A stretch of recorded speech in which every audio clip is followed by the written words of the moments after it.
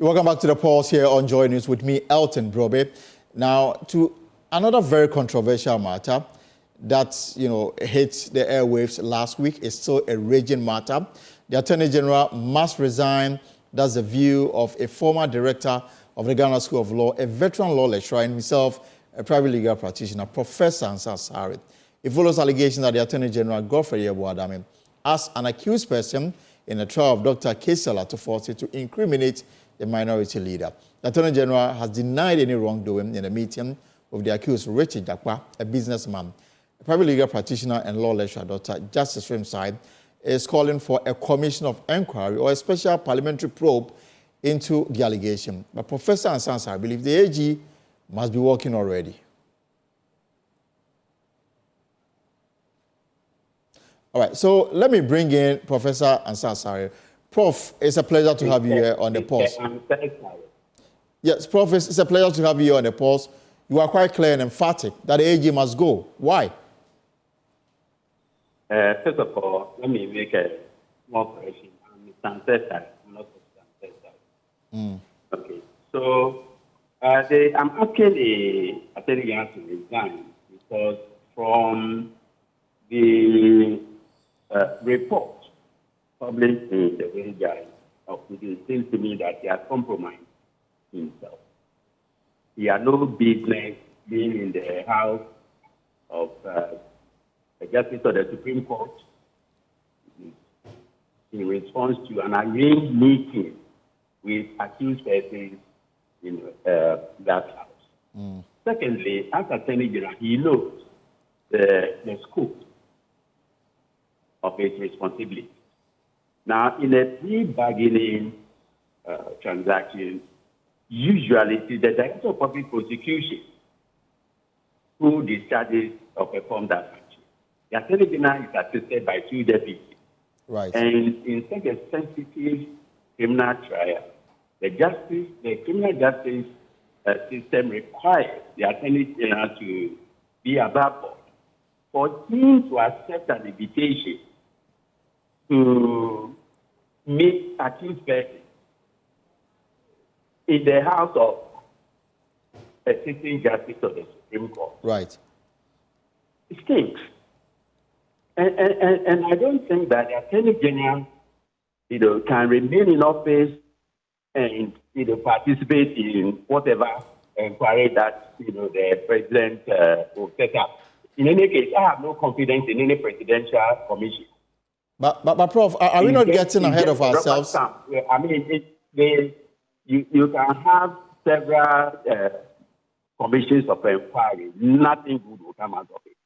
But because I know what the plea bargaining process is all about, I'm saying that the Attorney General ought not to have done what he did.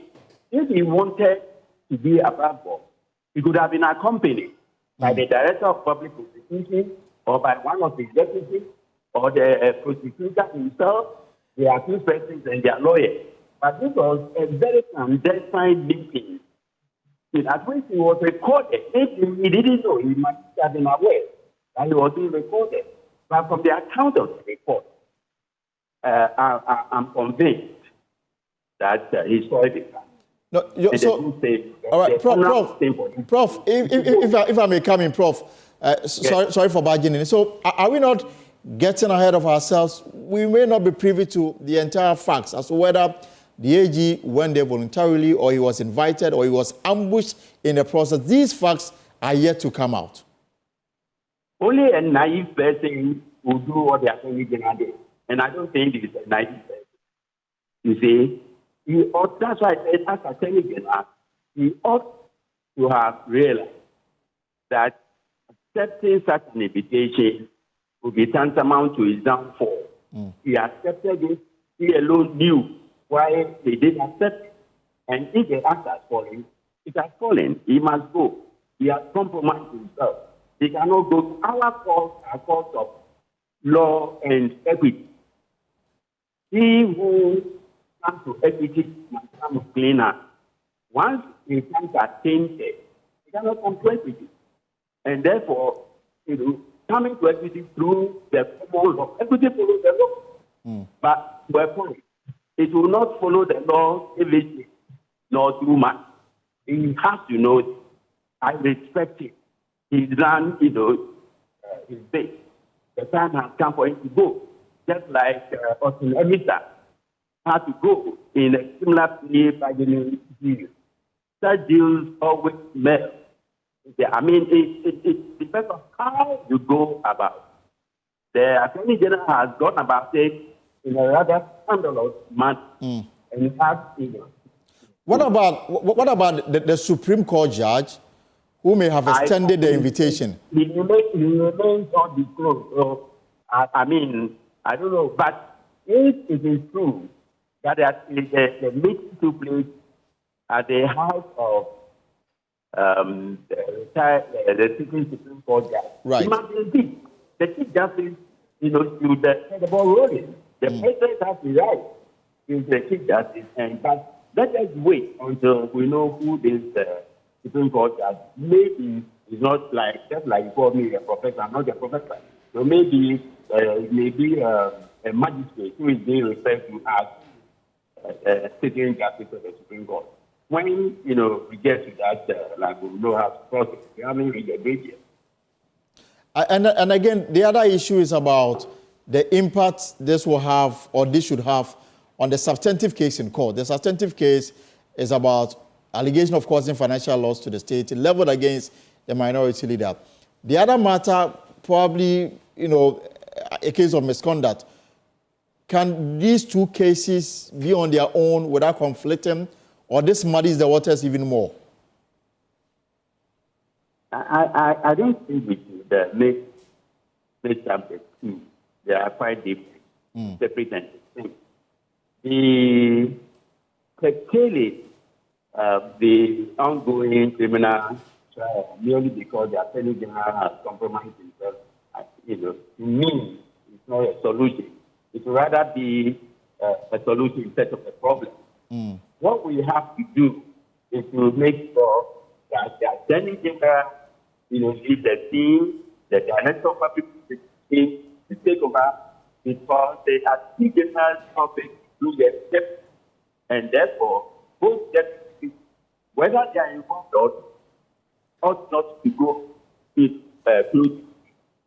the trial process at all, because the Attorney General is pushing everything. So the Director of Public Security, must be the person to pursue the further prosecution of the case.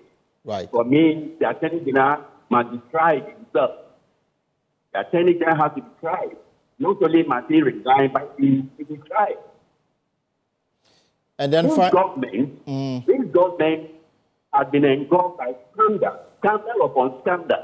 And the time has come for the general public not to appear to be doing anything by way of damage control. That let us use the newspapers and the media to repair what is an obvious scandal. We shouldn't do that. We should allow. I don't think the president has the political will, to ask the Attorney General to resign. I am asking the Attorney General to resign. He says it's no reputation. The president won't do it. And if the president will do this at all, he will tell the matter, the Attorney General's best friend, is here just the special prosecutor, and the rest will be, in history. That's all. That's what the drama we are going to have. All right. And so, if the Attorney General doesn't resign and the president doesn't start it, the media, the fourth estate, must write that. Not all and because. But the way we have started, it's like we want to get up the matter and kill the scene of the Attorney General. All right. We are entering the 20th. I get you. And then finally, do you support the NDC? They've announced a news conference tomorrow to make public this secret recording. Do you support it be made public? Sure. Why not? As director of the law school, I was tried by the Court of Public Opinion, with television, and as just director of the law school, who had done nothing. The Attorney General, do I support it or not? The Attorney General's office is greater than the office of the director of the law school. So I support it, not because I was once a victim, but because the truth must come out. All right. Thank you very much, Professor Ansah, former director of the Ghana School of Law, a veteran, media practitioner, and now into private practice. And of course, the NDC, they've announced that tomorrow they hold a news conference in the afternoon to bring to the public domain evidence they claim implicates the Attorney General in his attempt to coerce a witness in the ongoing trial of the minority leader, Kizala Toforsen, in the ambulance case, which the minority leader is accused of causing financial loss to the state. So tomorrow, they say that they'll put this evidence out. And this evidence, from what we have been told, is a secret recording that took place in the home of a sitting Supreme Court judge between this Supreme Court judge, the Attorney General Godfrey Adame, and of course, Mr. Jakpa, who is one of the accused persons in the ambulance matter. So we all look forward to this matter tomorrow. My understanding is also that the Attorney General, they have their own set of evidence they'll be putting forth tomorrow. So tomorrow clearly is something that you cannot miss here on the Pulse on Joy News.